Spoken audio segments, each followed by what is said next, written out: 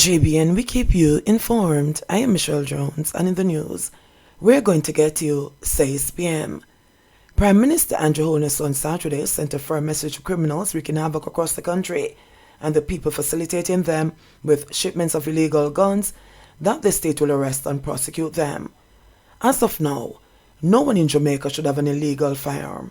We have been giving you warnings about this.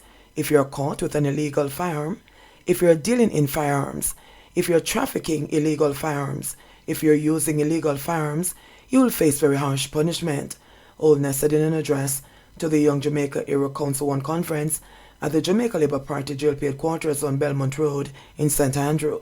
Young Jamaica is a youth affiliate of the ruling JLP, stating that the government has been working very closely with United States authorities to put an end to gun importation, Holness said. Those people are putting the guns in the barrels. I tell you, I'm working on that element. We're going to get some of those people who are disassembling the guns and putting them into the rice bag, putting them into the soap, and sending them in the barrels. We're going to get you. He said new legislation will be passed soon that will robustly attack the gun culture, which poses a serious threat to Jamaica's development. The people think they're importing the guns and we don't know. We're gathering the evidence, putting the case together, and we are putting it before the court.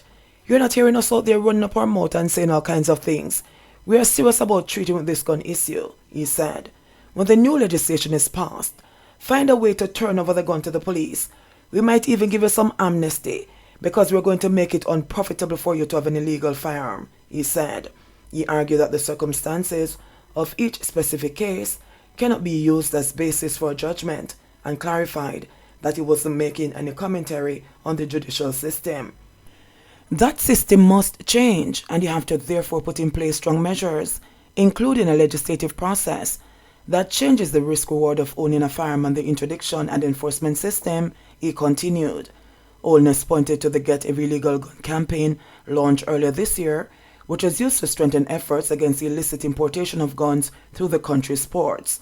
Earlier this year, Minister of National Security Dr. Horace Chang had credited improved technological solutions and increased collaboration between the Jamaica Constabulary Force, the Jamaica Customs Agency, the Major Organized Crime and Anti-Corruption Agency, and the Jamaica Defense Force for successes in the campaign.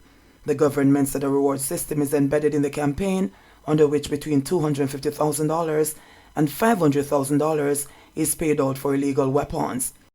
People don't listen carefully when I speak. If you recall early in the year when we launched the Get Every Legal Gun campaign, and then I said we're going to target the big fish, and then I tell you we're changing the law.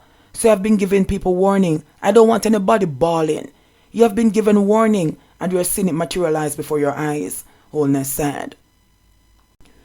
4 Jamaican fugitives deported from Cayman. 4 Jamaican men wanted for serious criminal offenses, including murder in their homeland, were removed from the Cayman Islands on Friday. This according to a release from the Cayman Islands Customs and Border Control, CBC.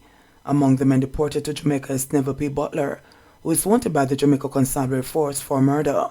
Butler had been hiding in the Cayman Islands since July after he entered the country illegally by boat with Rudolph Shaw, who has since been deported to Jamaica and charged with 1 count of murder so far. The only other named Jamaican deported on Friday is Raven L. George, who CBC said is wanted in connection to serious offenses. The 2 other unnamed associates of the Jamaicans are wanted by the JSA for questioning in connection to serious offenses. One of the men was in Cayman Islands illegally, while the other was in the country on a work permit, which was revoked by the relevant authorities. The 4 men were arrested in Cayman during operations on August 6. CBC said the 4 were escorted to Jamaica and handed over to the authorities on Friday. Butcher killed, robbed by armed customers in Bamboo, St. Anne. A butcher was killed by 2 men posing as customers at his meat shop in Bamboo, St. Anne on Friday night. That is Lester Henry of Clayground District in the parish. He is said to be in his 60s. According to reports, about 8 p.m., 2 men entered Henry's business establishment and ordered meat. While in the process of serving the item, Henry was shot several times by the men.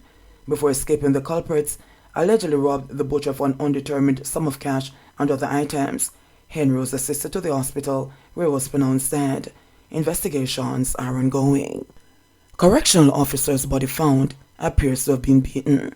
Heartrending, if I have to choose one word. That was the response from a senior member of the Department of Correctional Services, DCS, yesterday, immediately after identifying the body of 38-year-old correctional officer Shannon Briscoe, otherwise called David, after it was pulled from a gully in Seaview Gardens, St. Andrew, about 2:30 p.m. The body was said to be badly decomposed, and indications are that Briscoe had been badly beaten, as the lips were swollen and the face disfigured. Despite this, Miss Lynn Downer was able to positively identify a younger brother who, along with his two daughters, had lived with her. Downer broke down and collapsed soon afterwards, and was only prevented from falling by a woman who had been comforting her. Briscoe, who is from Seaview Gardens and worked at the Horizon Adult Remand Center in Kingston, was last seen about 5 p.m. on Thursday en route to Halfway Tree and Seaview Gardens. His car was found in Trenchtown in Western Kingston on Friday. This is a gloomy day for the team, especially at the Horizon Adult Remand Center where CO1 Briscoe was assigned up to the time of his death. We are intolerant of this unnecessary and selfish act of crime. We take this matter seriously and will be working with the Jamaica Constabulary Force in whatever way we can for those responsible to be brought to justice, Commissioner of Corrections, Lieutenant Colonel retired Gary Rowe, said in a statement yesterday. Briscoe was a member of the Riverton Meadows Seventh-day Adventist Church. He joined the DCS in 2020 as a member of the 78th intake of correctional officers. Manchester man to face upgraded murder charge following landlord's death. The Manchester police are set to upgrade a charge against a 30-year-old man who stabbed his landlord after the 63-year-old man succumbed to his injuries. Toby Clark of Chudley District in the parish was initially charged with attempted murder after a July 3 incident involving Gregory Andrade, a farmer, also of Chudley District. Andrade was allegedly attacked by Clark, who used a knife to inflict wounds to his head, right hand and right eye. Andrade was admitted to the hospital in an unconscious state. He died on Saturday, August 13. Clark is expected to be charged with murder pending investigations. 140 new COVID-19 cases, no deaths reported.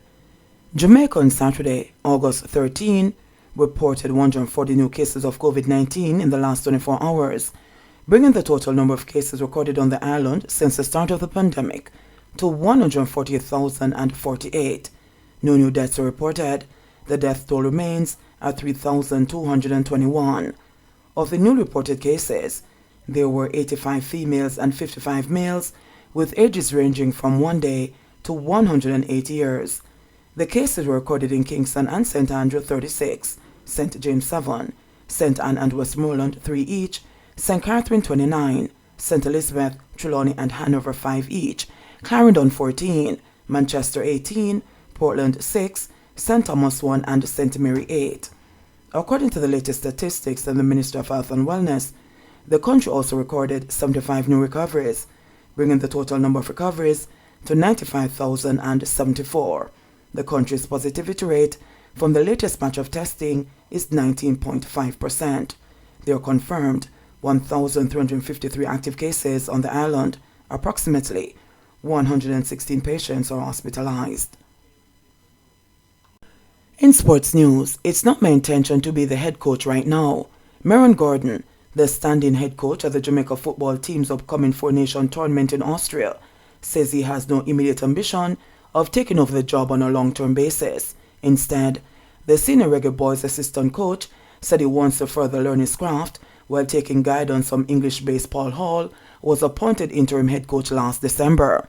It's not my intention to be the head coach right now, Gordon, a former senior Reggae girls coach, said. I want to continue to learn, continue to build, and hopefully, one day in the future if the opportunity arises, then I can grab it with both hands.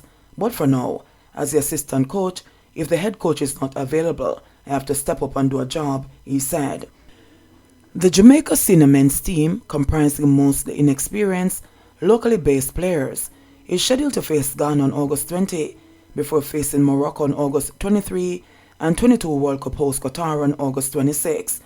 The matches are scheduled outside of the FIFA international window, which creates a clash. Hall was coaching responsibilities with Queen's Park Rangers, currently engaged in the English Championship. Hall, given the job as the boys' interim head coach after the removal of Theodore Whitmore, is said to be in negotiations with the Jamaica Football Federation over a possible long-term contract.